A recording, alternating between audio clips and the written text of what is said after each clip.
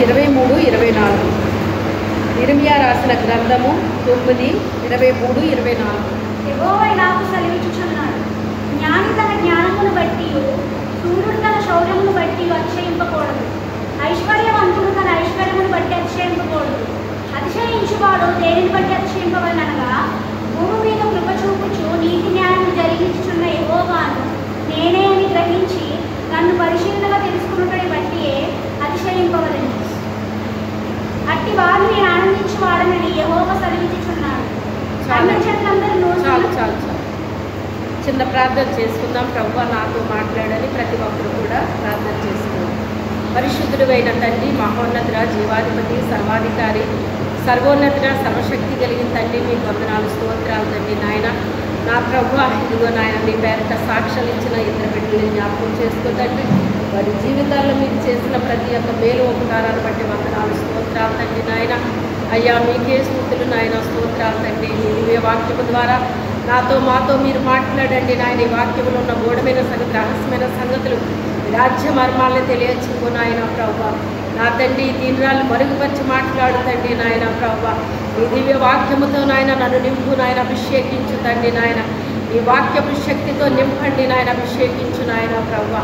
ప్రతి ఒక్క బిడ్డతో నాతో మీరు మాట్లాడండి పరిశుద్ధాత్మ దేవుడా.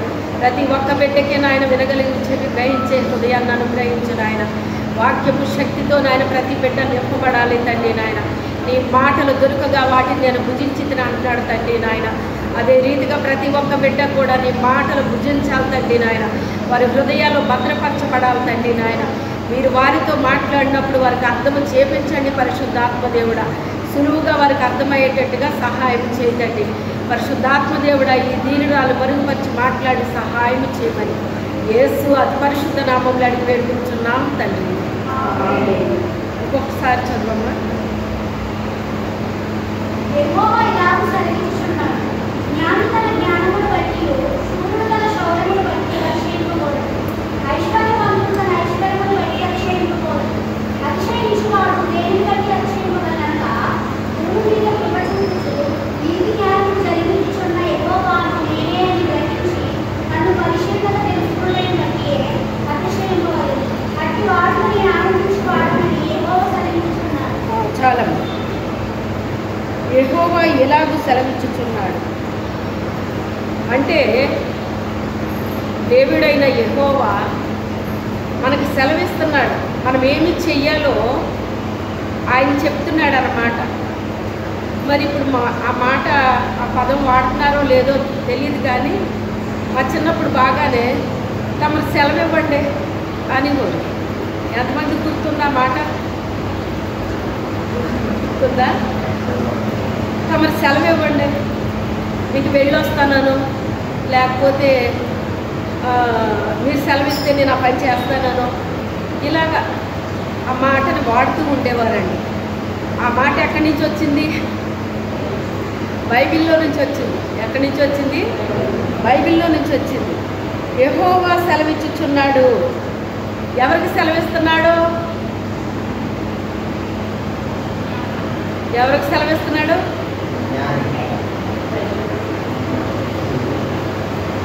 ఆనాటి ప్రజలకే. మనకి ఇచ్చాడా లేదా? వాళ్ళకిస్తే మనకి ఇచ్చినట్టే. వాళ్ళొక్కరికే కాదు, ఇంకా వాళ్ళ కాలం అయిపోయింది, ఇంకా అవసరం లేదేమో ఇప్పుడు మనకి అని అనుకోని అవసరం లేదు. ముఖ్యంగా కొంతమందికి చెప్తున్నాడు ఇక్కడ. ఎవరు చెప్తున్నాడు? కొంతమందికి చెప్తున్నాడండి. ఏమని చెప్తున్నాడు? జ్ఞానికి చెప్తున్నాడు, ఐశ్వర్యవంతుడికి చెప్తున్నాడు, తర్వాత శూరుడు అంటే యుద్ధాలు చేసేవాళ్ళు అన్నమాట. ముగ్గురికి చెప్తున్నాడండి. జ్ఞాని తన జ్ఞానాన్ని బట్టి ఏం చేయకూడదట? అతిశయింపకూడదు. శూరుడు తన శౌర్యమును బట్టి అతిశయింపకూడదు. ఐశ్వర్యవంతుడు తన ఐశ్వర్యమును బట్టి అతిశయింపకూడదు.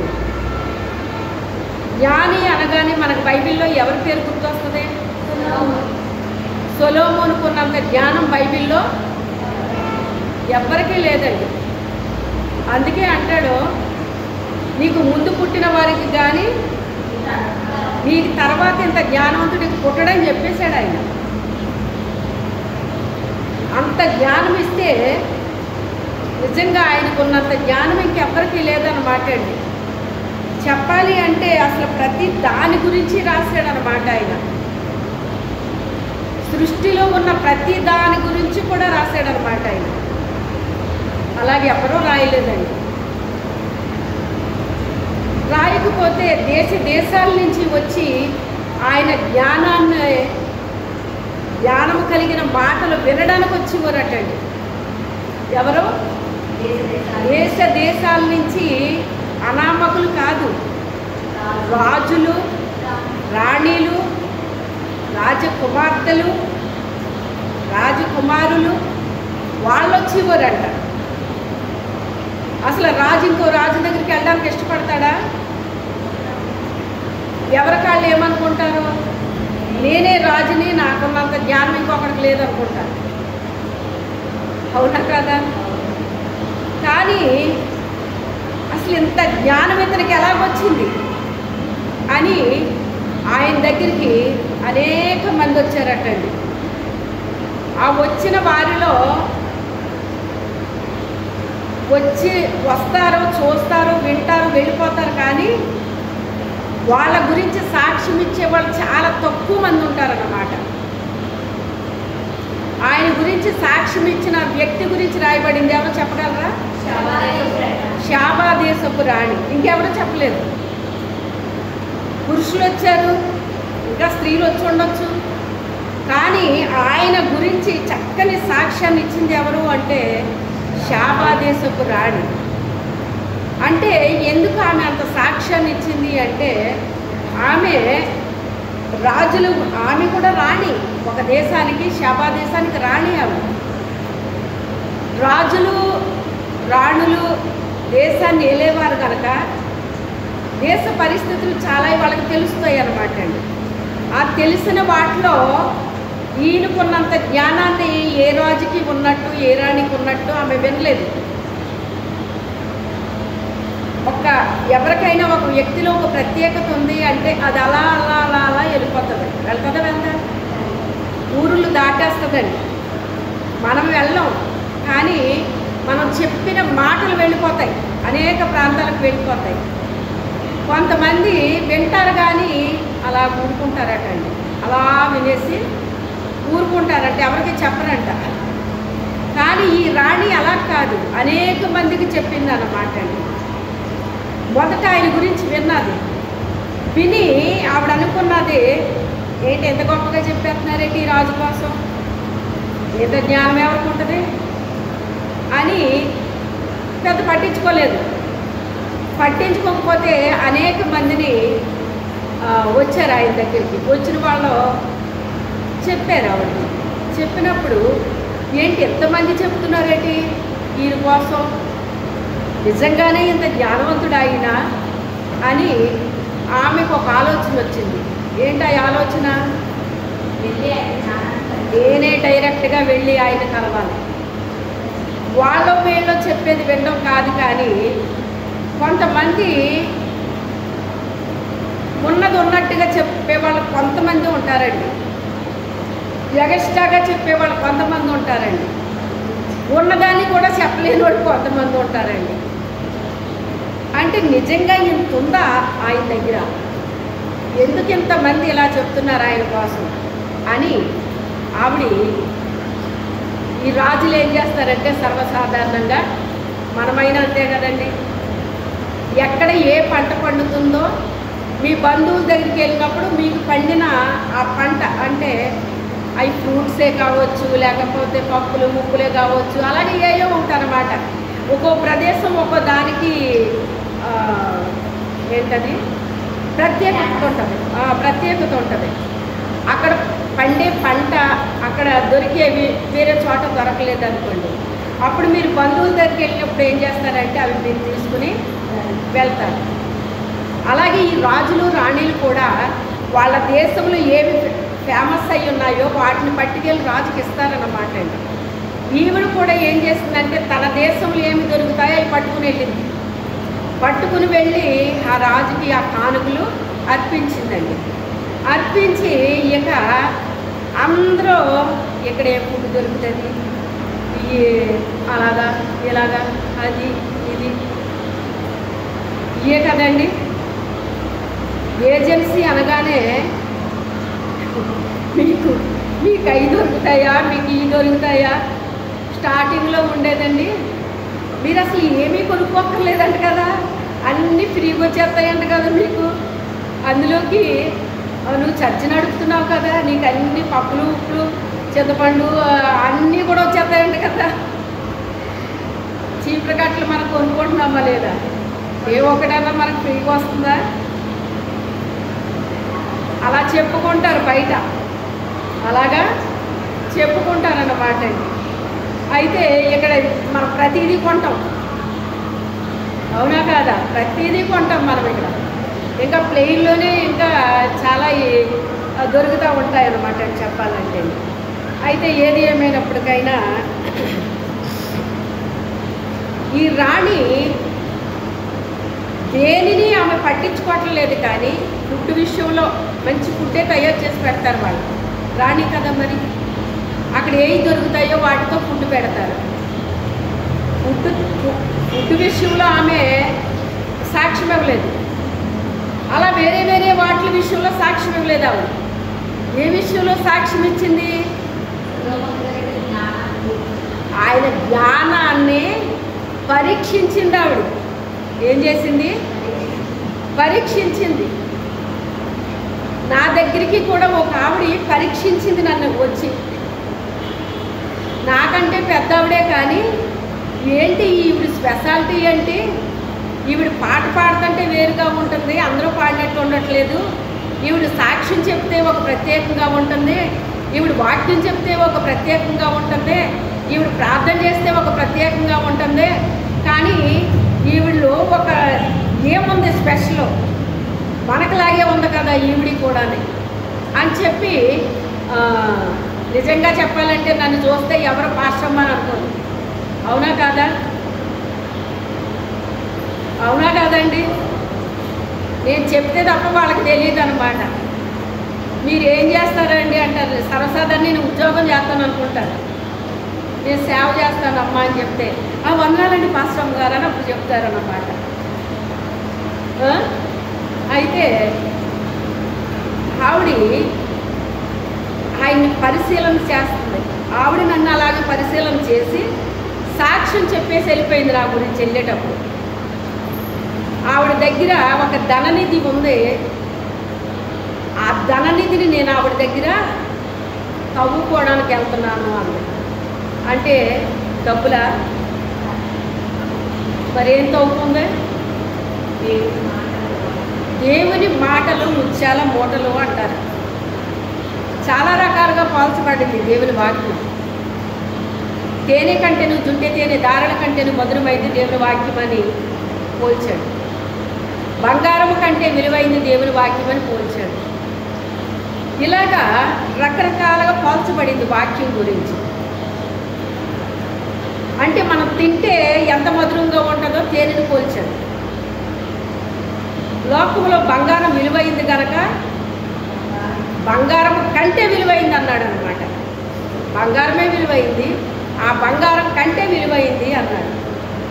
ఆ విలువైన వాక్యాన్ని ఎవరమైతే మన హృదయంలో భద్రం చేసుకున్నామో ఎప్పటికైనా మనం ప్రయోజకులం అవుతామండి. హల్లెలూయా. నేను చిన్నప్పటి నుంచి దాచుకున్నది అదే దాచుకున్నాను. నేను ఏం దాచుకున్నాను? దేవుని యొక్క మాటలు వాక్యం నా హృదయంలో భద్రపరుచుకున్నానండి. డబ్బులు భద్రపరుచుకోమంటే ముసలమ్మ కూడా ఎంత భద్రపరుస్తుందండి? తను చేసే ప్యాకింగ్ మీరు చూసారంటే మీకు నీరసం వచ్చేస్తుంది అనమాట. విప్పుతుంది పైన ఎన్ని కడతదోనమాట. ఒకదానిపైన ఒకటి లాస్ట్కి అన్ని పేపర్లు విప్పితే కానీ లోపల పెట్టిన డబ్బులు కనపడమండి. అంత జాగ్రత్త పరుస్తుంది. అవునా కాదా? నేను ఎప్పుడూ చెప్తాను, భూ సంబంధించినవి మీరు పొదుపు చెయ్యండి, పిసినార్తనం చెయ్యొద్దు. వచ్చినట్టుగా దుబారా చేసేసుకోకండి. అవి పొదుపుగా మీరు ఖర్చు పెట్టుకోండి. అలా అని చెప్పేసేసి ధనాపేక్ష కలిగి ఉండకూడదు. ధనాపేక్ష సమస్త కీడులకి మూలమంటాడు. అది ఒక విగ్రహంలా చేసుకుంటారట కొంతమంది. అంటే తమ హృదయం నిండా డబ్బు గురించే ఉంటుంది కానీ దేవుడికి స్థానం ఇవ్వరండి.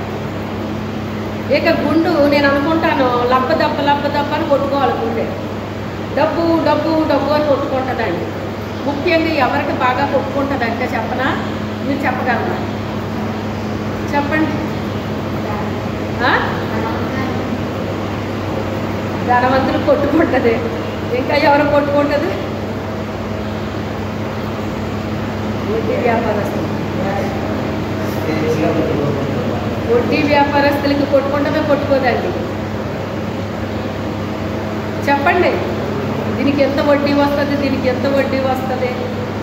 నాకు ఆశ్చర్యం ఏంటంటే చదువుకున్న వాళ్ళు కూడా ఎంత బాగా లెక్కలు కడతారోనండి.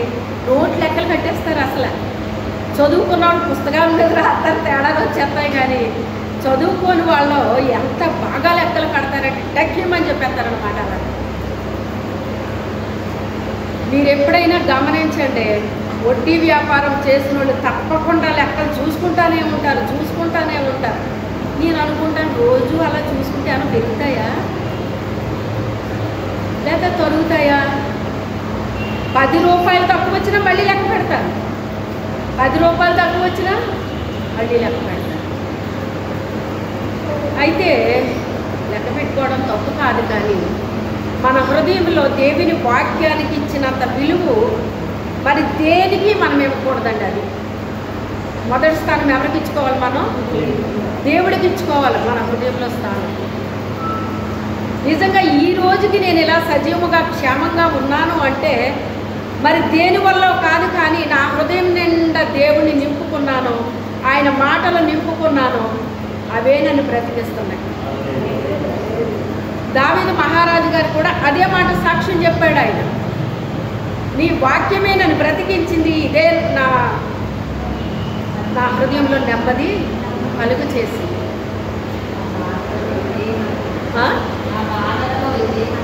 బాధలు వచ్చినప్పుడు నెమ్మది కలుగు చేసింది అంటున్నాడు. ఇదేంటండి, రాజుగారికి కూడా బాధలు వస్తాయా అనుకుంటారు. మనం ఒక సామెత వాడతాం, ఎంత చెట్టుకి అంత గాలేను కదా. గాలి వేసినప్పుడు పెద్ద పెద్ద వృక్షాలు కూలిపోతాయి. కింద ఉన్న గడ్డి ఎప్పుడన్నా గూడు ఎగిరిపోయిందని ఎక్కడన్నా వచ్చినా, నేలనున్న గడ్డి ఎక్కడైనా ఊడిపోద్దండి. కడిగిన ముచ్చులాగా ఎంత అందంగా ఉంటుందో అది. ఎప్పటి నుంచో ఉన్న చెట్లు గాలికి తిప్పులు పడిపోతాయి. ఏది ఏమైనప్పటికైనా దేవుని వాక్యము చాలా శ్రేష్టమైందండి. ఆ విలువ మనం తెలుసుకుంటే మొదటి స్థానాన్ని ఎవరికి ఇస్తాం? మనం దేవునికి, దేవుని మాటలకి ఇస్తామండి. ఇప్పుడు మీరు వచ్చారు, శ్రద్ధగా వినాలి. విన్న తర్వాత దాన్ని ఏం చేయాలి? మీరు ఒంటరిగా ఉన్నప్పుడు నెమరు వేసుకోవాలి. మీరు ఏ పని పాటలు చేసుకున్నా ఏం పర్వాలేదు. మీరు పనులు మానేసుకుని కూర్చుని నెమరు వేయమని నేను చెప్పట్లా. మీరు పనులు చేసుకుంటూ కూడా ఆ వాక్యాలు ఏం చేయాలి? మీరు తలపోసుకుంటూ ఉండాలి. ఏం చేయాలి? తలపోసుకుంటూ ఉండాలి. అప్పుడు ఆత్మీయ బలమును పొందుకుంటాం, మనం ఆత్మీయ శక్తిని పొందుకుంటాం. నేను అనేక సమస్యల్ని దాటుకుని ముందుకు రాగలిగాను అంటే కనుక ఆయన వాక్యము.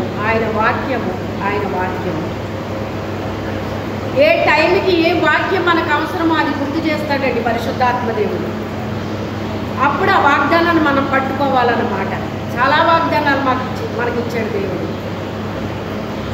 ఇప్పుడు ఒక అబ్బాయి కంట తన తండ్రి విదేశం వెళ్తానంటేనంట ఆ ఫ్లైట్ టికెట్ తీసాడటండి. తీసి ఒక చెక్ బుక్ ఇచ్చాడంట ఆ అబ్బాయికి. ఇస్తే ఆ ఫ్లైట్లో మనకి ఆహారం పెడతారండి వాళ్ళు. ఆహారం పెట్టినప్పుడు ఇతను బోల్డ్ రేటు ఉంటుందేమో అని చెప్పేసి నా దగ్గర డబ్బులు లేవు కదా అని ఆ అబ్బాయికి ఎట్టలేదు. ఏమిచ్చినా తాగట్లేదు, ఏమిచ్చినా తిట్టలేదండి. అందరూ బాగా తినేస్తున్నారంట, తాగేస్తున్నారంట. ఇతను మాత్రం అలాగే ఏమీ తినకుండా తాగకుండా ఆకలితో అలాగ అలమటిస్తున్నాడటండి. అప్పుడు ఆ తర్వాత అవన్నీ అయిపోయిన తర్వాత డాడీ నాకు డబ్బులు ఏమన్నా పంపించు, నా దగ్గర డబ్బులు లేవు అని ఫోన్ చేశాడు. అప్పుడు తండ్రి అన్నాడు, అదేట్రా నీకు చెక్ బుక్ ఇచ్చాను కదా, నువ్వెందుకు దాన్ని వాడుకోవట్లేదు అన్నాడట. ఏమిచ్చాడు? చెక్ బుక్ పట్టుకుని ఏం చేయాలండి మనం? చెప్పండి.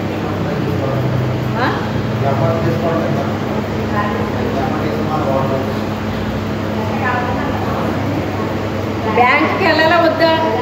బ్యాంకుకి వెళ్ళి ఆ చెక్కు మీద మనము ఎంత కావాలంత రాసి వాళ్ళకి ఇస్తే వాళ్ళ మనీ మనకి ఇస్తారో మనం ఖర్చు పెట్టుకోవాలి. ఇంతేనా ప్రాసెస్? ఆ అబ్బాయికి తెలియదు అలాగని. అందుకని మా నాన్న ఏదో బుక్ ఇచ్చాడు అనుకుంటున్నాడు, కానీ అది చెక్కు బుక్ అని ఆ అబ్బాయికి అర్థం అవ్వట్లేదు.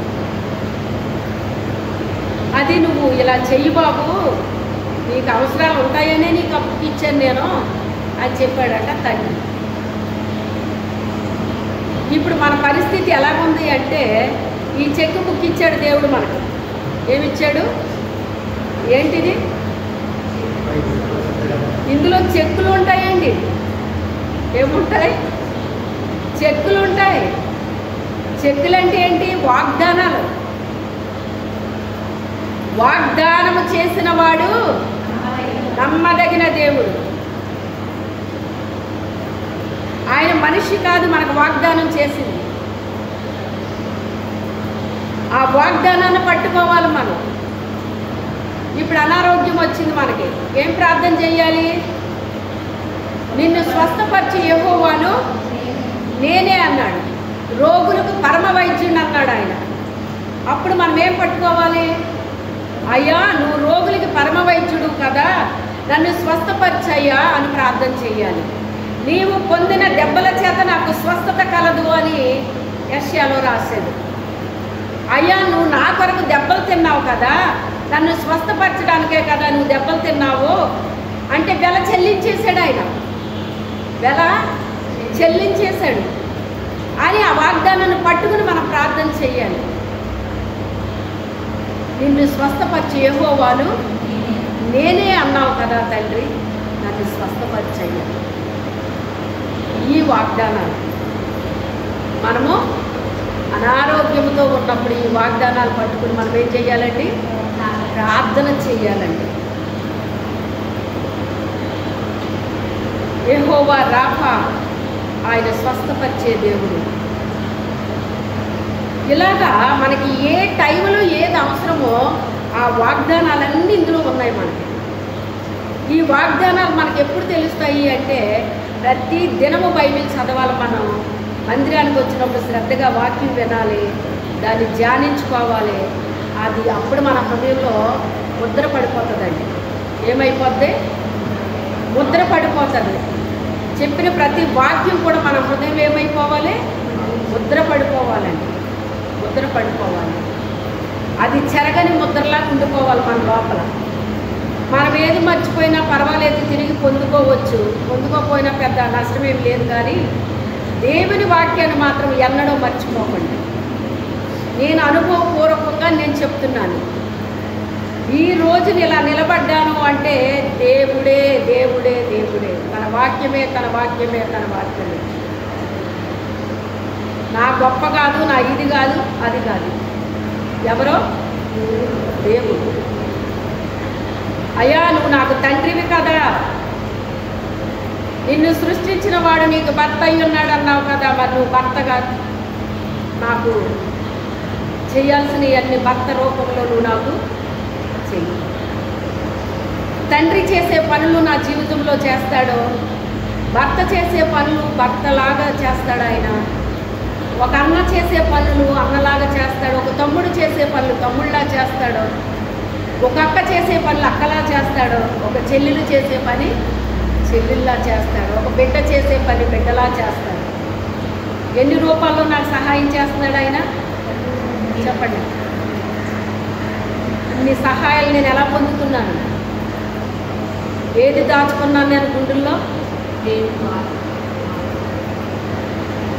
అలాగా దాచుకున్నందుకు భక్తి ఉండొచ్చు కానీ అంత పిచ్చి ఉండకూడదు అన్నారు కొంతమంది పాపం తెలియక. ఏముందంటే నాకు దేవునికి స్తోత్రం. పౌలు అంటాడు దేవుని కొరకు నేను వెర్రివాడినిగా అయిపోయాను అంటాడు అనమాట. అని ఇంకో మాట ఏం చెప్తుందంటే బైబిల్, దేవుడు అంట ఇలాంటి వాడిని వాడుకోడటండి, దేవుని కొరకు వెర్రివారిని వాడుకుంటాడట. ఎవరినే? వెర్రివారిని, జ్ఞానం సిగ్గుపరచడానికే జ్ఞానం లేనివాడు వాడుకుంటాడంట. బలము గలవారిని సిగ్గుపరచడానికే బలహీనులు ఎన్నుకుంటాడట. అంటే నాకు ఇంత జ్ఞానం ఉంది, నాకు ఇంత బలం ఉంది, నాకు అది ఉంది, నాకు ఇది ఉంది అని ఎవరైతే దేన్ని బట్టి అతిశయిస్తున్నారో వాళ్ళని సిగ్గుపరచడం కోసం దేవుడు ఏం చేస్తాడటండి, జ్ఞానం లేని వాళ్ళని.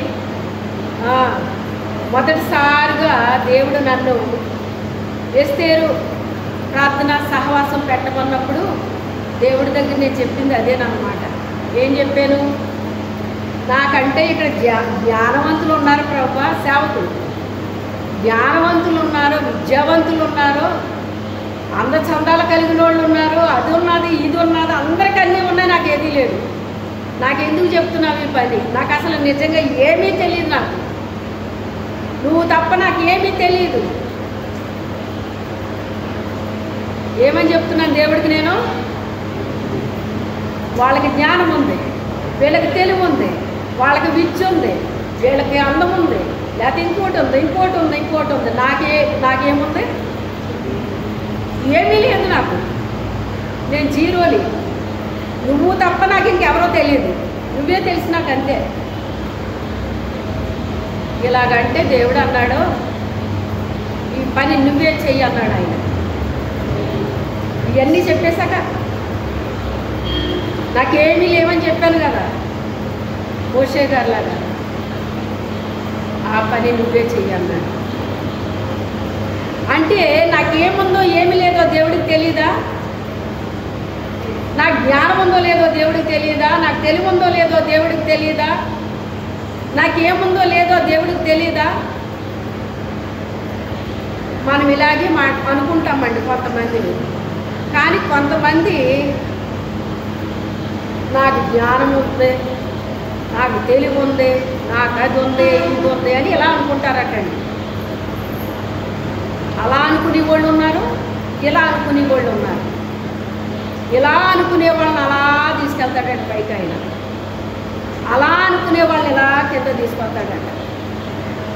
తనకు తాను తగ్గించుకొని వాడు హెచ్చింపబడును. అయితే అసలు అలాంటి దానితో ఇన్ని పనులు ఎలా చేయించాడో నాకే తెలియదండి. ఏంటి ప్రభు నాకు చెప్పావేంటి, నాకు చెప్పండి, నేను ఎలా చెయ్యాలి, నాకేం తెలియదు. ఏడుపే తప్ప ఇంకేమీ లేదండి. ఆ మొదట స్త్రీల సదస్సు పెట్టినప్పుడు ఏడుస్తూనే తిరిగేదాన్ని. ఎక్కడికి వెళ్ళినా తన వాక్యం ద్వారా నాతో మాట్లాడేవాడు దేవుడు. ఎక్కడికి వెళ్తే అక్కడే వాక్యం కనిపించేది. ఆ వాక్యం ద్వారా నాతో మాట్లాడితే మళ్ళీ ధైర్యం వచ్చేసింది, మళ్ళీ భయం వచ్చేసింది. ధైర్యంతో నేను ఆ మీటింగ్ చేయలేదండి, నిజంగా చెప్తున్నాను. ధైర్యంతో నేను ఆ మీటింగ్ చేయలేదు. డబ్బుతో కానీ ధైర్యంతో కానీ నేను చేయలేదు. అది భయంతో చేశాను. భయంతో చేస్తే సక్సెస్ అయిపోయింది. అది మనుషులు సాక్ష్యం ఇచ్చారు. మనుషులు సాక్ష్యం ఇచ్చారంటే పోనీ అది ఏదో అలా ఇచ్చారని అనుకుందాం మనం. కానీ దేవుడు ఇచ్చాడు సాక్ష్యం. మొన్న మీటింగ్ పెట్టావు కదమ్మా, ఎంత కార్యం జరిగిందో నీకు తెలుసా అన్నాడు. నాకు తెలియదు ప్రభు, చాలా కార్యం జరిగిందమ్మా. చాలా నీట్గా చేశానటండి ఆ పనిని. అది ఎక్కడ వేస్ట్ లేకుండా చాలా నీట్గా పనిని చేసినట్టు ప్రభు నాకు చూపించారన్నమాట. ధైర్యంతో చేశానా, బలంతో చేశానా, ధనం మీద ఆధారపడి చేశానా? అంత సక్సెస్ అయిన తర్వాత దుష్టుడు నన్ను దుఃఖపెట్టాలని వేశాడు బాణం. బాణం వేస్తే ఆ బాణానికి ఏడుస్తున్నాను అన్నమాట. అసలు ఈ ఏజెన్సీకి తీసుకొచ్చింది నువ్వు కదా ప్రభా, నువ్వే కదా దర్శనం ఇచ్చి తీసుకొచ్చావు, నువ్వే కదా మాట్లాడావు, మరి ఇవన్నీ నువ్వే కదా చెప్పావు, నువ్వు చెప్పిందే నేను చేస్తున్నాను తప్ప నువ్వు చెప్పంది నేను ఏమీ చేయలేదు కదా ప్రభా, చెయ్యను కదా నేను, ఏది చెప్తే అదే చేస్తాను, నీకు తెలుసు ఆ విషయం, అయినా ఎందుకు ఇలా జరిగింది అని ఏడిస్తే దేవుడు ఆయన ప్రత్యక్షమై నాతో మాట్లాడిన మాట, నా మనసులో నేను అనుకున్నది ఏంటంటే ఇక నేను ఇక్కడ ఉండకూడదు, వెళ్ళిపోవాలి అనుకున్నాను నేను. కానీ దేవుని ప్రణాళిక ఏంటి, ఇక్కడ ఒక మందిరం నిర్మాణం చేపించి ఇక్కడ నన్ను ఒక కాపరిగా నిలబెట్టాలి అనుకుని ఆయన చిత్తమై ఉంది. ఇది నా ఆలోచన కాదు, ఈ విషయం నాకు తెలియదు అసలు. నువ్వు ఎందుకు వెళ్ళిపోవాలనుకుంటున్నావు, అన్నీ బాగానే చేస్తావు కదా, చేస్తున్నావు కదా, ఎందుకు వెళ్ళిపోవాలనుకుంటున్నావు అన్నారు ఆయన. ఈ మాట నా హృదయంలో అనుకున్నాను తప్ప ఎవరికి తెలియదు, ఇంట్లో కానీ బయట కానీ ఎవరికి తెలియదు ఈ విషయం. నా మనసులో నేను అనుకున్న మాట ఆయన మాట్లాడాడు. ఎందుకు వెళ్ళిపోవాలనుకుంటున్నాను, ఏమోనండి నేనేం చేస్తున్నానో నాకు తెలియట్లేదు, అందరూ ఇలా మాట్లాడుతున్నారు అంటే చక్కగా చేస్తున్నావమ్మా నువ్వు చేసేది, ఎవరన్నారు నిన్ను, ఎవరన్నా ఏమన్నా అన్నారా నిన్ను, ఎవరన్నా ఏమన్నా అన్నారా నిన్నని ముమ్మారు మాట్లాడాడు ఆయన. కానీ ఎవరి మీద చెప్పడం నాకు అసలు ఇష్టం లేదు. వాళ్ళు అన్నారు వీళ్ళు అన్నారని నాకు అన్నవాళ్ళ పేరు ఒక్కళ్ళ పేరు చెప్పడం నాకు ఇష్టం లేదు. మౌనంగా అలా ఉండిపోయాను. చెప్పమ్మా చెప్పు, చెప్పమ్మా చెప్పు అని ముమ్మారు నన్ను అడిగాడు ఆయన. అయినా నేను చెప్పలేదు, తలంచుకున్నాను అంతే అలా. ఆ తర్వాత ఆ 4 సదస్సులు సక్సెస్ అయిపోయిన తర్వాత ఇంకొకటి చేశాక ఇంకా కొంచెం ధైర్యం వచ్చింది. అంటే కొంచెం మెల్లమెల్లగా మనకు అనుభవం వస్తుంది కదా. కాకపోతే ఏ మీటింగ్కి సమస్య లేకుండా అయితే జరగలేదు అండి. నన్ను భయపెట్టడానికి సాతానుడు మీటింగ్కి వెళ్తాను అనిపించుకుని కూడా నన్ను గందరగోళం చేసేసి కూడా. ఒక పక్కన సాతాను నన్ను గందరగోళం చేస్తే ఒక పక్కన దేవుడు నన్ను ధైర్యపరుస్తూ ఉండేవాడు. ఒక పక్కన సాతానుడు నన్ను గందరగోళం చేస్తే ఒక పక్కన దేవుడు నన్ను ధైర్యపరుస్తూ ఉండేవాడు. ఆ రకంగా 4 కూడా జరిగినాయి. 4 జరగగానే విజయం ఇచ్చేశాడు దేవుడు. ఆ తర్వాత రాజవమ్మని వెళ్ళి 2 రోజులు చేయమంటే 2 రోజులు చేశానండి. అక్కడ విజయం ఇచ్చాడు దేవుడు. అప్పుడు తర్వాత మళ్ళీ ఒక 2 మీటింగులకి వెళ్ళాను నేను. ఆ 2 మీటింగులు అయిపోయిన తర్వాత ఈ స్థలము ఇవ్వడం కట్టడం కూడా అయిపోయిందండి. ఇది మధ్యలో 2 సార్లు ఆపారు. ఏది ఏమైనప్పటికైనా దేవుడైతే ప్రభు మందిరం ముందు అలా నిలబడి ఉన్నారండి. మాకు సమస్య వచ్చినప్పుడు అంటే నేనున్నాను. ఒకరోజు కలలో వైట్ కార్ వేసుకుని వచ్చాడు. ఈ మందిరం ఆగినప్పుడు అండి మా కన్నీళ్ళే మా కన్నపానాలు అయినాయండి. వండుకునే వాళ్ళం కానీ తినేవాళ్ళం కాదు, గందరగోళం అయిపోయింది ఇంట్లో. అయ్యగారు బయటికి వెళ్తే రకరకాలుగా ఎవరెవరో ఏయో మాట్లాడేవారంట. ఈయన ఇంకా ఇంటికి వచ్చి వెళ్ళేటప్పుడు బాగానే వెళ్ళేవారు, వచ్చిన తర్వాత ఆయన గందరగోళం చేసేసేవారు. ఇంకా అలాగే ఏడ్చుకుంటూ భోజనం చేయకుండా అలా నిద్రపోయేవాళ్ళం. నిద్రపోయేవాళ్ళం అంటే నిద్ర ఎక్కడ పడుతుంది మనకి? కన్నీళ్ళు కన్నీళ్ళు కన్నీళ్ళే మా కన్నపానాలు అయినాయండి. అందుకే అంటాను ఈ మందిరం డబ్బుతో కట్టలేదు, దీన్ని కన్నీళ్లతో కట్టాము అంటాను. అందుకే కన్నీళ్లతో కట్టాము. అప్పుడు తెల్ల కారేసుకుని ఒక ఆయన వచ్చారన్నమాట. దీని గురించి మరి సమస్య వచ్చేసింది కదా. తెల్ల కారేసుకుని వచ్చి అప్పుడు ఆ పేపర్స్ నా చేతిలో పెట్టి ఇగోనమ్మా నీయే తీసుకెళ్ళి జాగ్రత్త చేసుకో అన్నారు ఆయన. అప్పుడు కార్యం జరిగింది. అదే అంటున్నాడు, మనుషుల మీద ఇంకో చోట ఉంటుంది అన్నమాట. మనుషుల మీద ఆధారపడితే దేవుడికి అసహ్యం వేస్తుందంట. ఎవరి మీద ఆధారపడాలట? దేవుని మీద ఆధారపడాలి. మరి మనుషుల మీద ఆధారపడకపోతే ఎలాగండి? మనుషులే కదా మనకు చేస్తారు అనుకుంటాము, నిజమే.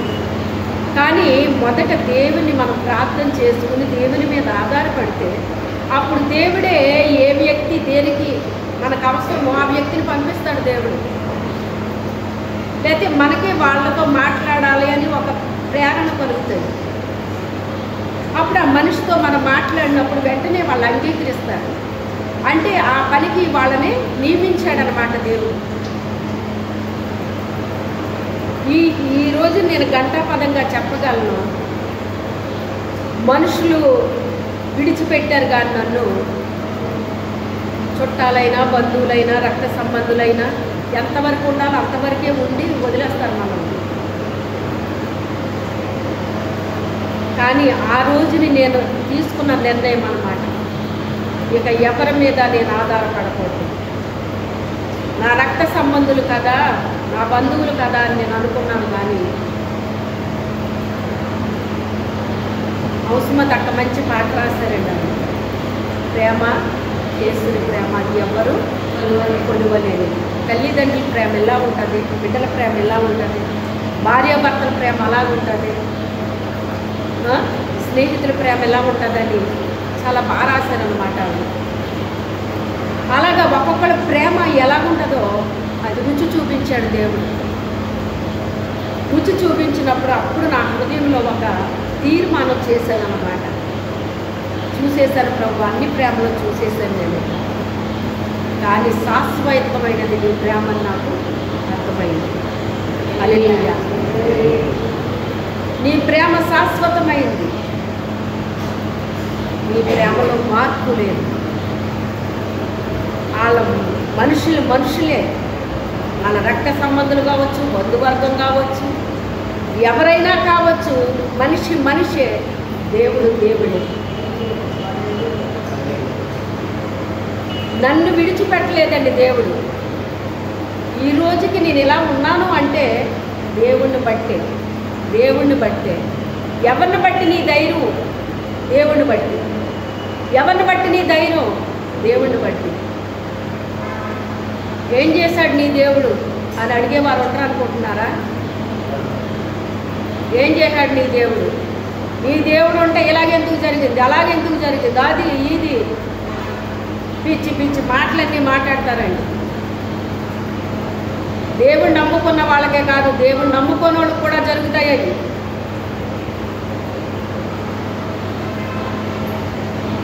ఏదన్నా చిన్న సమస్య వస్తే అన్యులు తట్టుకోలేరండి.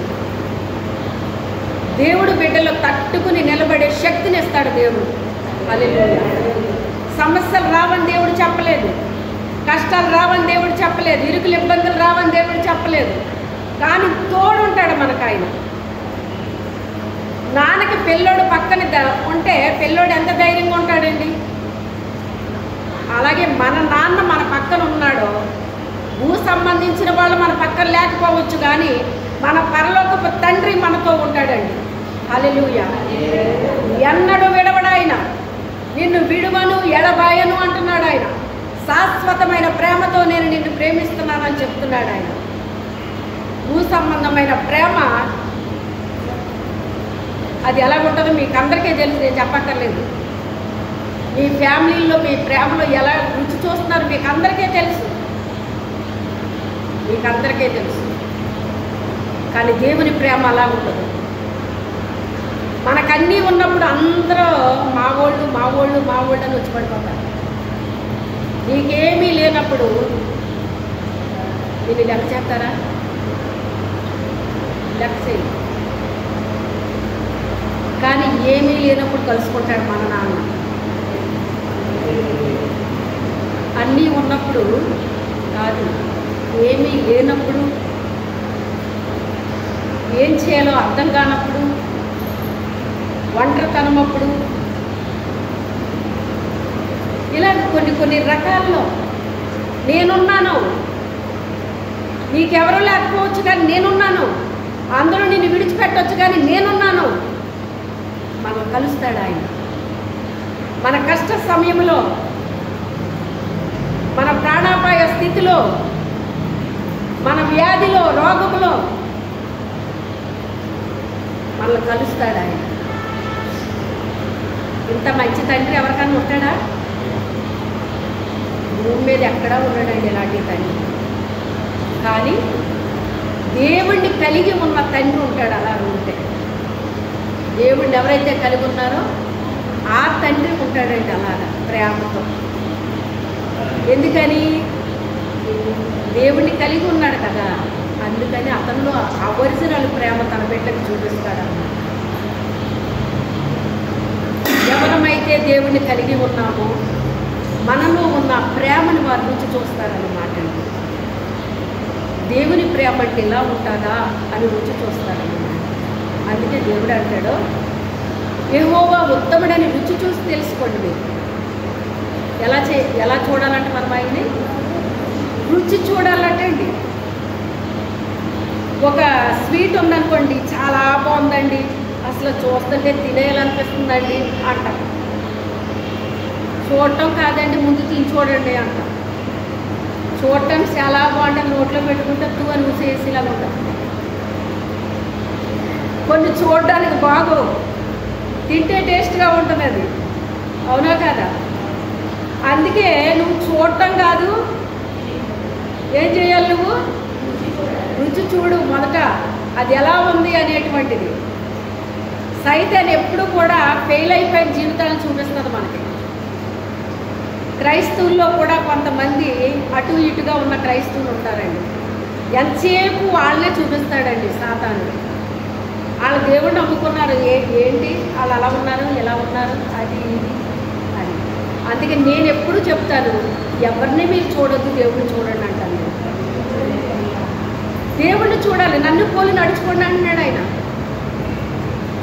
మనం దేవుని బిడ్డలం కనుక దేవుని పోలిక మనలో ఉండాలి. ఆళ్ళేళ్ళ పోలికలు కాదు.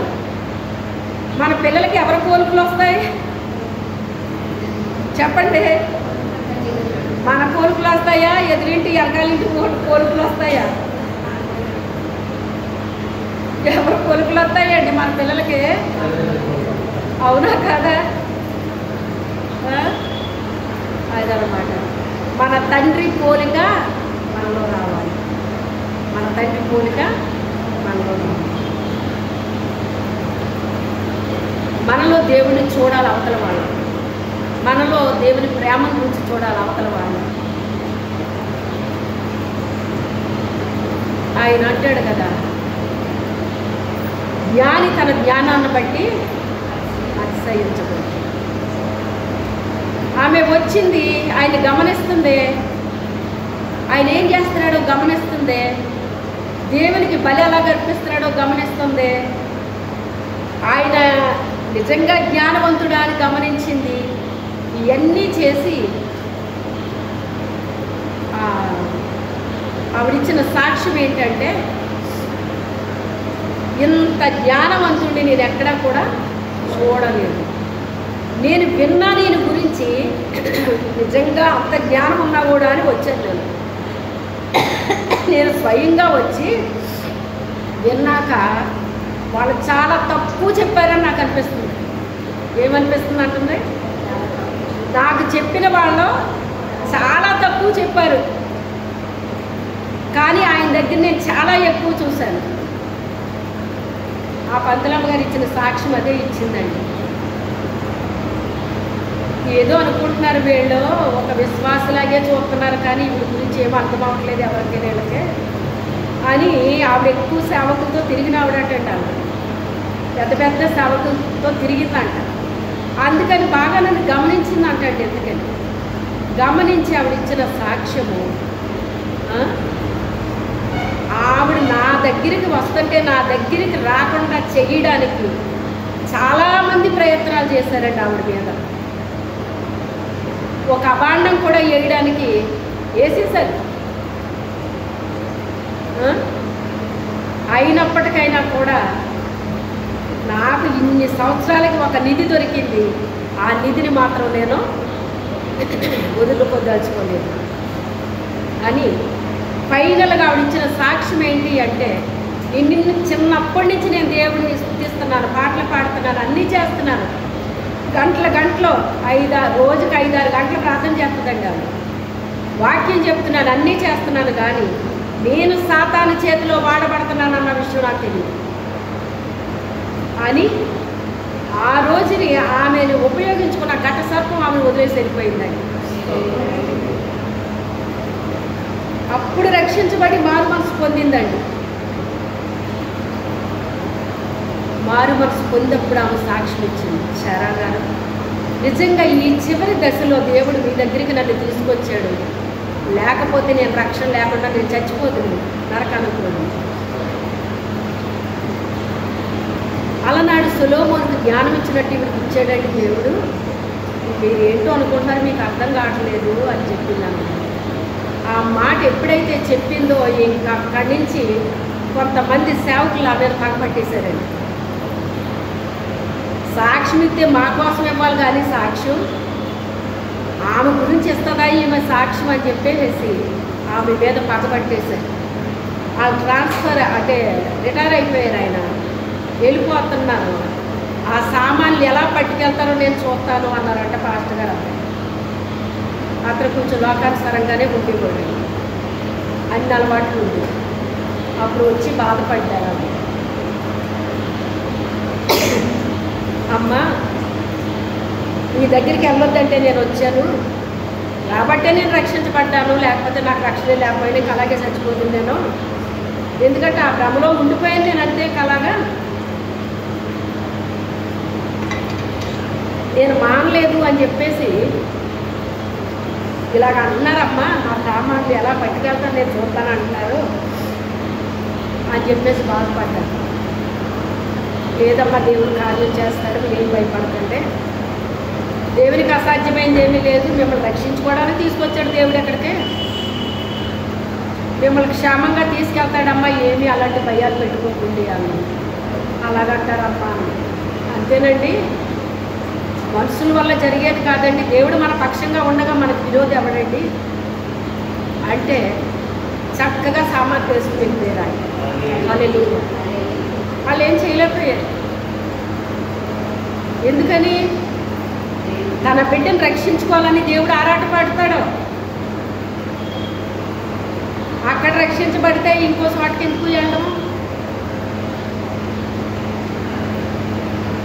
మీరు ఎక్కడికి రావాలి కానీ అక్కడికి వెళ్ళవేంటి అని చెప్పేసి ఆ రకంగా నా మీద పగపట్టేశారండి.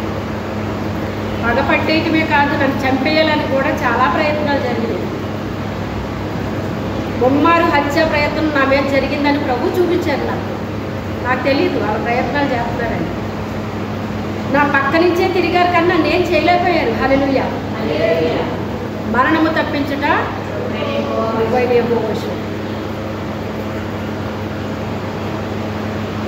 తన హస్తంలో నన్ను కాచి భద్రపరిచాడు దేవుడు. నన్ను ప్రభు చెప్తే కానీ నాకు తెలియలేదు ఆ విషయం. నన్ను పలకరించేవారు, నాతో మాట్లాడేవారు. ఆ తర్వాత మరి ప్రభు చెప్పేశారు కదా, మా ఇంటి ముందు నుంచి తిరుగుతున్నాడు ఆ వ్యక్తి. తిరుగుతుంటే అప్పుడు ప్రభుతో చెప్పాను, ఇంకా ఈ ఏరియాలో ఒక అబ్బాయి కనపడకూడదు ప్రభు అన్నాను. ఇంకేమయ్యాడో నాకు తెలియదు, ఇంకా మా వీధిలోనే కనపడలేదు అక్కడ. ఎవరితో చెప్పుకోవాలి మనకు సమస్య వస్తే? ఇప్పుడు ఏదైనా మనకు తెలియనప్పుడేనండి, తెలిసిన తర్వాత ఏమనిపిస్తుంది చెప్పండి?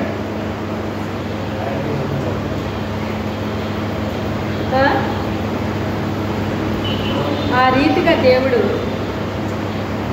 నన్ను క్షేమంగా ఉంచాడు. నా మీద పగపట్టిన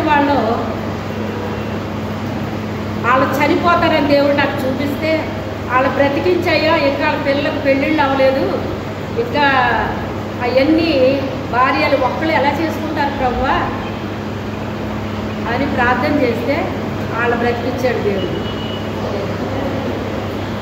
చేస్తామండి ప్రార్థనల కోసం, మనం చెయ్యాలనిపిస్తుంది అసలు మనకి, కానీ చేశాను. ఇప్పుడు పిల్లలకు పెళ్ళిళ్ళు చేసుకుంటున్నాను.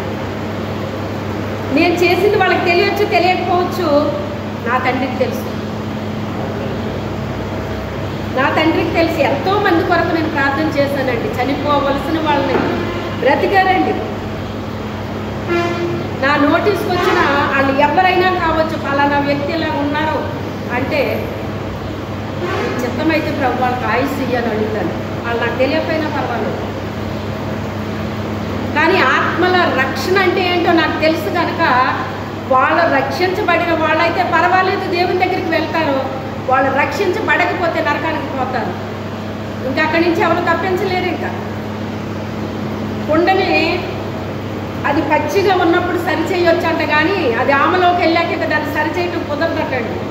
అలాగే ఒక మనిషి బ్రతికున్నప్పుడు సరిచేయగలుగుతాం, కానీ ఆ వ్యక్తి చనిపోతే మనం ఏమీ చేయలేము. ఇంకా అందుకే క్రైస్తవులు ఎంతగా ప్రేమ కలిగి అనేక మంది రక్షించబడాలని శత్రువులతో సహా ప్రార్థన ఎందుకు చేస్తాము అంటే వాళ్ళేదో మనల్ని మెచ్చుకుంటారని, వాళ్ళేదో ఇది అవుతారని మనము చెయ్యమండి. ఎంతోమంది కొరకు నేను చేస్తానండి, వాళ్ళు మేలు పొందారు, కానీ నేను చేశానన్న విషయం కూడా వాళ్ళకి తెలియక్కర్లేదు. నాకు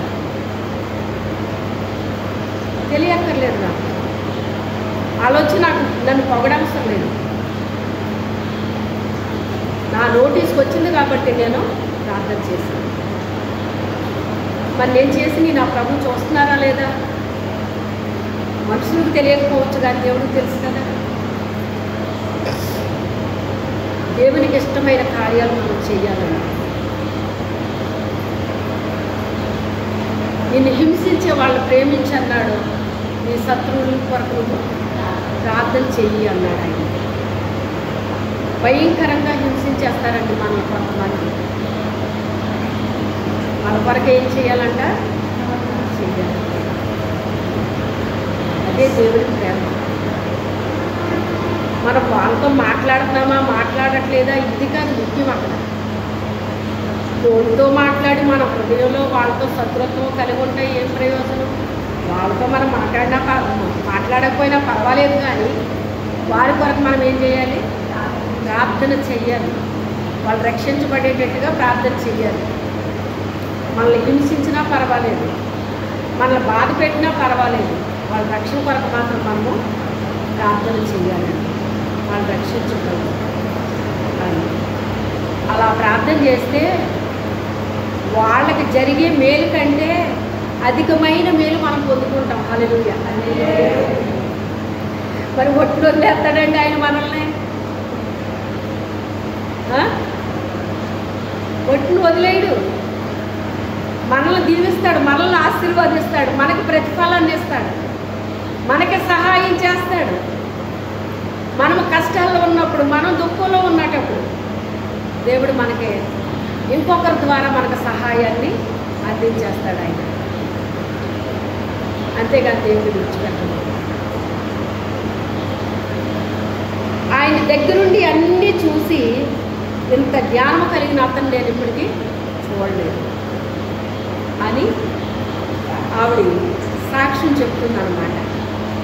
నిత్యము ఆయన దగ్గర కూర్చుని వింటున్నా మీరు ఎంత ధన్యులు. నేనైతే ఏదో వచ్చాను, కొద్ది రోజుల నుండి నేను విన్నానో చూశాను, అసలు ఇంత జ్ఞానం కలిగిన అతన్ని ఎక్కడ చూడలేదు. అలాంటిది నిత్యము ఆయన దగ్గర కూర్చుని ఆయన జ్ఞానం కలిగిన మాటలు వింటున్నారే, మీరెంత ధన్యులు అని చెప్తున్నారు. ఏం వింటున్నారో ఓ చెవితో విని ఓ చెవితో వదులుతున్నారు అంతే, ఇంకేం చేస్తున్నారు. ఆవిడ కాస్త జ్ఞానవంతురాలు కనుకే అంత జ్ఞానం ఉందా అని ఆయన్ని పరిశోధన చేయడానికి వచ్చింది. వీళ్ళకి అవన్నీ ఏం తెలుసు? తెలియదు కదా. అప్పుడు ఆవిడ అక్కడ అనేకమైనవి రాజపాటలో ఉంటాయి కదా మరి కొన్ని అవి చూసి ఇష్టపడిందంట. ఇష్టపడినప్పుడు ఆయన ఆమె మక్కువ పడి అడిగినది ప్రతిదీ ఆమెకి ఇచ్చేయండి అన్నాడు ఆయన. మరి ఇంకా ఎక్కువే పడ్డామని. ఇక్కడ సొలొమోను యేసుక్రీస్తుకి సాదృశ్యం అండి. ఎవరికే? మొదట మనం ఇవ్వాలా దేవుడికి, దేవుడు మనకివ్వాలా? కొంతమంది ఏమంటారంటే ముందు నువ్వు నాకు ఇచ్చేటప్పుడు నీకు నేను ఇస్తానంటారండి. అది కరెక్ట్ కాదు. ముందు మనమే దేవుడికి ఇవ్వాలి. మరి ఆవిడ తీసుకొచ్చిందా లేదా ఆయనకి ఇవ్వడానికి? ఆవిడ ఏది కలిగి ఉన్నదో అవి పట్టుకొచ్చిందా లేదా? అవి పట్టుకొచ్చి అతనికి ఇవ్వడాన్ని బట్టి ఇప్పుడు ఆయన ఏమంటున్నాడు? ఆవిడ మక్కువ పడి, అంటే ఏది ఇష్టపడి అడుగుతుందో ఇచ్చేయమని. అంత మాత్రమే కాదు, ఇంకా ఎగస్ట్రాగా ఇవ్వండి. అడిగినయే కాదు, అడగని కూడా ఇవ్వండి. ఆవిడ ఆర్డర్ వేసాడు ఇప్పుడు ఆవిడ. చూసారా? మన దేవుడు అడుగు వాటి కంటే, ఊహించు వాటి కంటే అత్యధికంగా ఇస్తాడండి దేవుడు మనకి. ఆయన ఇస్తుంటే మనం ఏం చేయాలో తెలుసా? ఇంకా ప్రభువా నీకు వందనాలు, ఎంత ఇచ్చావు ప్రభువా, నేను అసలు ఎంత అడగలేదు కదా, ఏదో కొంచెమే కదా నేను అడిగాను. ప్రభువా నీకు స్తోత్రాలయ్యా, నీకు స్తోత్రాలయ్యా. నా అనుభవంలో నేను ప్రతి ఉదయం నుంచి రాత్రి వరకు నేను ఏది తిన్నా ఏది త్రాగినా ప్రభువా ఇది ఇచ్చారు మీకు స్తోత్రాలు, ఇది ఇచ్చారు మీకు స్తోత్రాలు. ప్రతి దానికి నేను కృతజ్ఞతలు చెల్లించుకుంటాను. అది వస్తువైనా వస్త్రమైనా ఏదైనా కూడా ప్రభువా ఇది నువ్వు ఇచ్చావు నీకు స్తోత్రాలు, ఇది ఇచ్చావు నీకు స్తోత్రాలు. అది తక్కువ రేటు కావచ్చు, ఎక్కువ రేటు కావచ్చు, అది చిన్నదే కావచ్చు, పెద్దదే కావచ్చు. అయ్యా నీకు కృతజ్ఞతలు అయ్యా, నీకు వందనాలయ్యా, నీకు వందనాలయ్యా. పరలోక భర్తగా నువ్వు నా పక్కనే ఉండి నాకు అన్నీ దయచేస్తున్నావు ప్రభువా. అయ్యగారే నన్ను చాలా ప్రేమగా చూసేవారండి.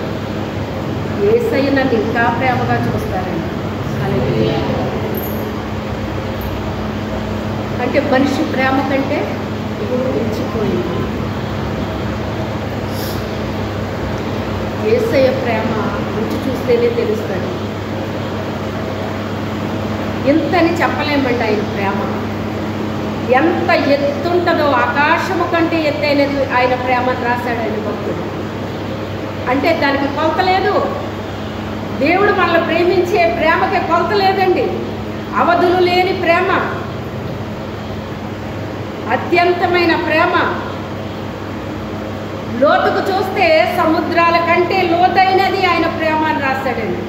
అంటే ఎంత లోతు ఉంటుందో ఆయన చెప్పలేకపోతున్నాడు, ఎంత ఎత్తు ఉంటుందో అని ఆయన చెప్పలేకపోతున్నాడు.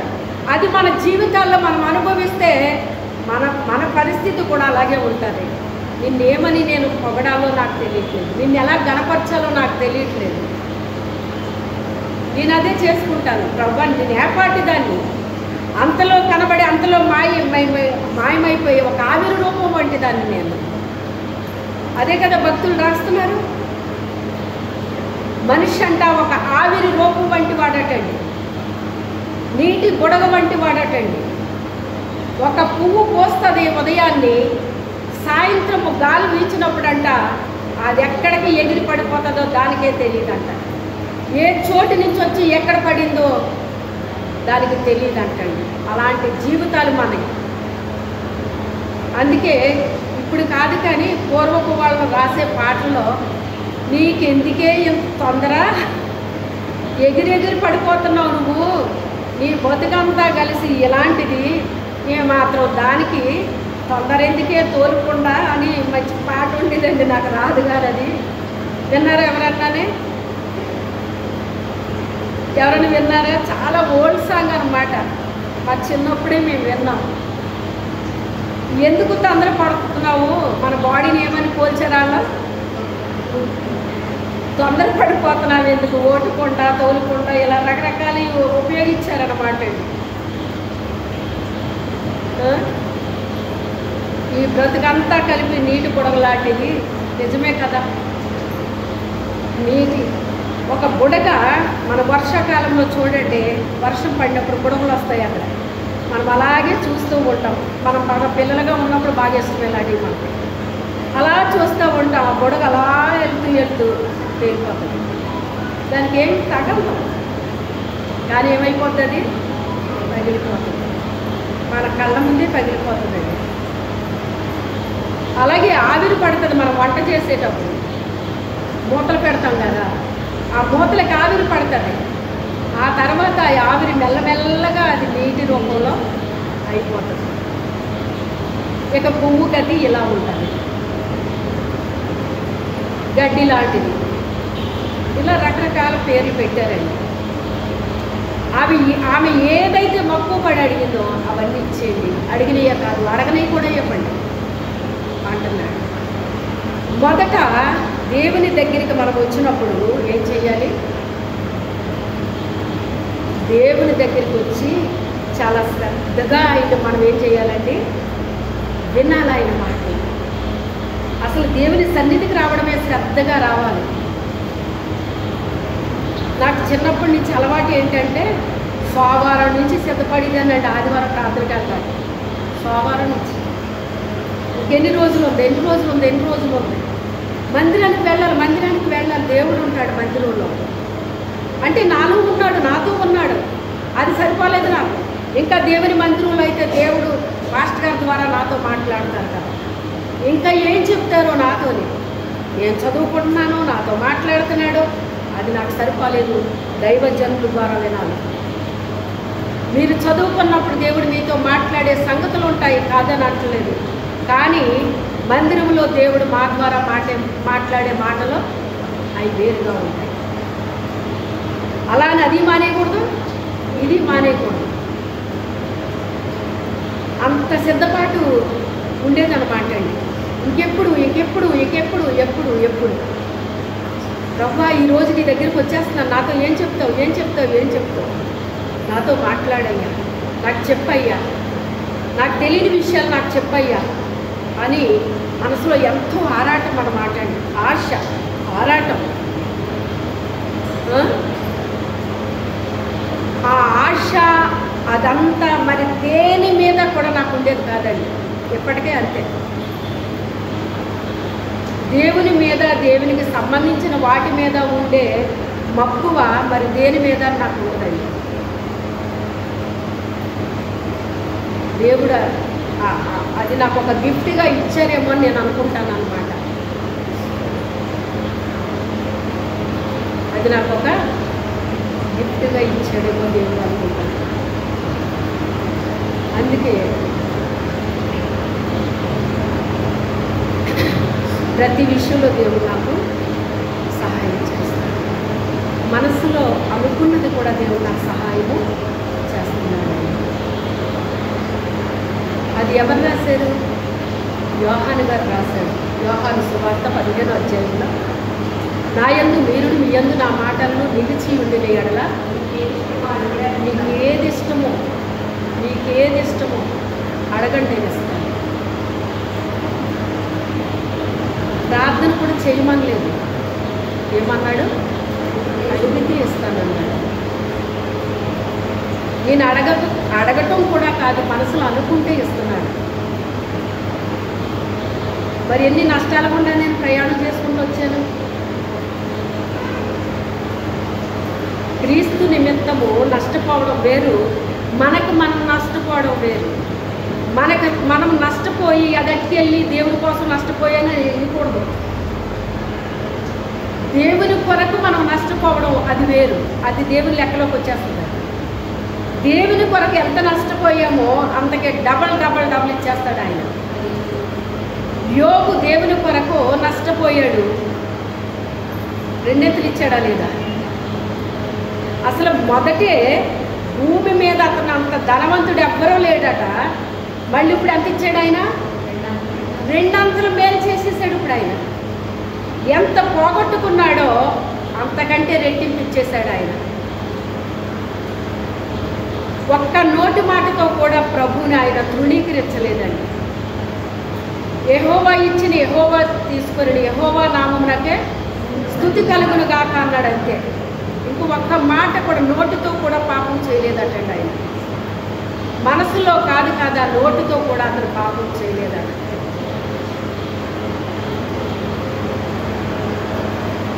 అలాగే దేవుడి దగ్గరికి వచ్చినప్పుడు మనము చాలా శ్రద్ధగా రావాలి. ఈరోజు దేవుడు నాతో ఏం మాట్లాడతాడు? అబ్బా నాతో మాట్లాడయ్యా, ఒక ఆలోచన నీలో ఉండాలి, ఒక ఆలోచన నీలో ఉండాలి. ఆ ఆలోచనతో, ఆ తపనతో, ఆ ఆశతో ఎవరైతే వస్తారో వారితో తప్పకుండా దేవుడు డైరెక్ట్గా మాట్లాడతాడండి.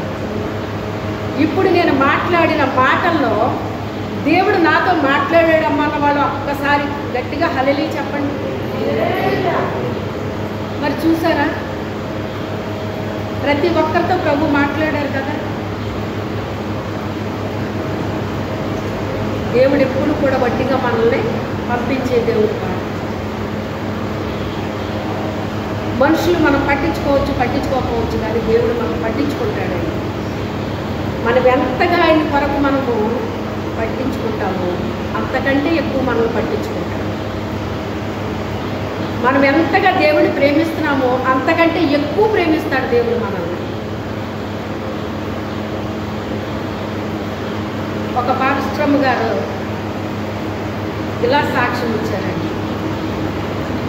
దేవుడు అంటే మీకు చాలా ఇష్టం అమ్మగారు, లేకపోతే మరి ఒక జై గారు మిస్సెస్ అయ్యింది ఇలాంటి పనులు చేయరెవరోనే, కానీ మీరు ఇలాంటి పనులు చేస్తున్నారు, అసలు దేవుడిని మీరు చాలా ప్రేమిస్తారమ్మా, చాలా ఇష్టం మీకు అన్నారు. అవునండి అన్నాను. దేవుడికి కూడా మీరంటే చాలా ప్రేమ. దేవుడంటే మీకు ఎంత ఇష్టమో మీరంటే దేవుడికి అంతకంటే ఇష్టం. ఇలాంటి ఒక్క సాక్ష్యం రావాలంటే ఒక రోజులో ఒక్కదండి.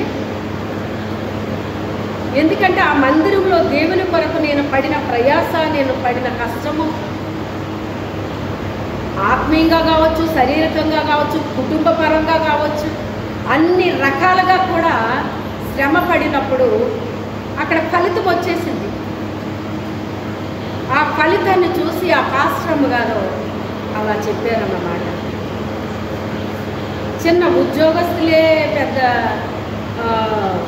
డిగ్రీగా ఉంటారమ్మా, కానీ మీరు అసలు ఆ ఆలోచన కూడా మీకు లేకుండా ప్రభు కొరకు మీరు చాలా కష్టపడి పనిచేస్తున్నారమ్మా. దేవుడంటే మీకు చాలా ఇష్టం, దేవుడు కూడా మీరంటే ఇంకా ఇష్టం. అయితే దేవుడంటే మీకు ఇష్టం అన్నది కాదు, దేవుడికి మీరంటే మరింత ఇష్టం అన్న మాట నాకు పనిచేసిందమ్మా. ఓన్లే ప్రభు నేనంటే నువ్వు అంత ఇష్టపడుతున్నావని ఒక దైవ జనరాలు నా గురించి సాక్ష్యం చెప్పారు అంటే ఆవిడ నన్ను ఎంత పరిశీలన చేస్తే ఆవిడకి అర్థమవుతుంది. ఆవిడ సీనియర్ పాస్టర్ అమ్మ. ఆవిడ ఆ సీనియర్ పాస్టర్ అమ్మ నా గురించి సాక్ష్యం చెప్పినప్పుడు అంటే ఒక్క క్షణం నాకు అలాగ అనిపించింది, పోలే ప్రభు ఈ ప్రేమను నేను పొందుకుంటున్నాను. నాకు వచ్చిన సమస్యలు అవి ఉంటాయి, రేపు పోతాయి. ఈరోజు వచ్చిన కష్టం ఈరోజు ఉంటుంది, రేపు పోతాయి. అవన్నీ తాత్కాలికమైనవి, కానీ మీ కొరకు నేను కష్టపడడం అనేటువంటిది అది మీరు నాకు ఇచ్చిన గొప్ప భాగ్యమయ్యా. ఎప్పుడు దేవుని పని చేసినప్పుడు అది నేను గొప్ప భాగ్యంగా ఎంచుకుంటానండి. భూ సంబంధించిన భోగభాగ్యాలు అయ్యి నాకు గొప్ప భాగ్యం అని నేను ఎంచుకోను. దేన్ని ఎంచుకుంటున్నాను? నీ పని చేయడం అనేటువంటిది నాకు గొప్ప భాగ్యంగా ఇచ్చాను. ఈ లోకంలో ఎంతోమంది ఉన్నారు, కానీ నాకు దయచేసావు ఈ భాగ్యాన్ని అని చెప్పి దేవునికి ఒక్కొక్కసారి అలాగ కళ్ళ నీళ్ళు కారిపోతాయి అన్నమాట.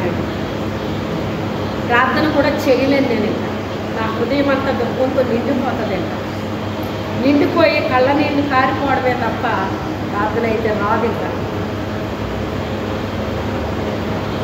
ఏమని నీకు నేనేం చేయగలను నీ కోసం? నేను నా కోసమైతే ఇంత చేసావు ప్రభు, ఇంత చేస్తున్నావు, ఇంకా చేస్తావు. నువ్వు నన్ను విడిచిపెట్టే దేవుడవు కాదు, నన్ను ఎడబాసే దేవుడవు కాదు, నువ్వు మనిషివి కాదు, నువ్వు దేవుడివి, నా తండ్రివి, నా పరలోకపు భర్తవి అని ఈ రీతిగా ఒక్కొక్కసారి చాలా వేదన, దుఃఖము, కన్నీళ్ళ రూపంలో వచ్చేస్తూ ఉంటాను. అయితే ఏది ఏమైనప్పటికైనా ఈరోజు దేవుని చేత మనము యోగ్యులమని అనిపించుకోవాలి. ఆమె యోగ్యురాలు అని ఎవరినన్నాడు ఆయన? రూతునన్నాడు. వస్తీ కంటే యోగ్యురాలు, వస్తీ యోగ్యురాలే కానీ వస్తీ కంటే యోగ్యురాలు అన్నాడు. అలాగా అనేక మంది దేవుని చేత యోగ్యులు అనిపించుకున్నారండి. అయితే ఈరోజు మనతో ఈ మాట ఆయన సెలవిస్తూ ఉన్నారు. సైన్యములకు అధిపతి యొక్క యెహోవా ఈ మాట మనకి సెలవిస్తూ ఉన్నాడు. మనము యోగ్యులము అనిపించుకునే స్థితిలో మనం ఉన్నామా? ప్రార్థన చేసుకుందాం. మోకరించి మీలో ప్రేరేపించబడిన వారు వచ్చి ప్రార్థన